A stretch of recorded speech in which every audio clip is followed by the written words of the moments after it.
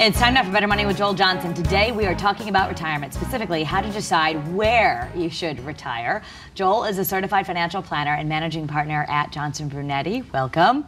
Good to be back. So a lot of people are thinking, well, why don't I just stay where I've always been, or maybe I want to go someplace warm? But there are some financial considerations that you would take into account about where you might go. Right, there are a lot of financial considerations, and there are a lot of other considerations. So it's not just finance, it's lifestyle, it's the type of life that you live, where you want to be, and so on. So a lot of people think, well, it's all about taxes, right? I can move out of Connecticut and I can save money in taxes, and that's a big part of it.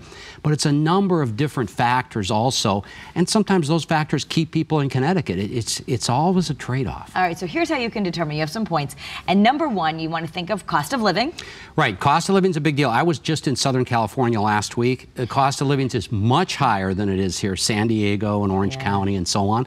And then we have Connecticut, which may be upper middle as far as cost of living around the country. And then you have the Dakotas and the South and so on, which tend to be a lot less. So this is a big factor. Can you afford to live anywhere you want to? Some people can. Some people, as they look at their retirement budget, they need to look at places to compromise.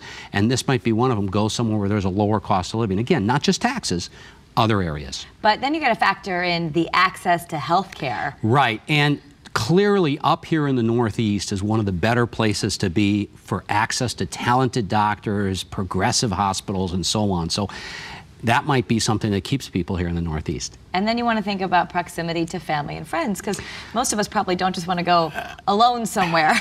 Right, of the thousands of households we serve in our firm, and many of them retired, I would say the number one reason that keeps them here in the Northeast tends to be close to grandkids and children. And the opposite side of that, if your grandchildren or kids live somewhere else, sometimes the grandparents follow. So it's proximity to family is a big deal. And a fourth thing to consider is transportation services. There may come a time where you can't drive as easily. Right, public transportation is a really big deal. And some places you can actually get away all your life without having a driver's license. New York City, Boston are places where people actually don't need to have a driver's license, and now with Uber and so on. But, you know, my mom and dad are in their 80s, and we kind of wonder about their driving skills these days. And so there will come a time where no, they won't be watching. They live in Minnesota. I can say that very freely. But you know, there'll come a time where maybe they need public transportation. Maybe they need to live somewhere where there's access to that. You brought up Uber. I think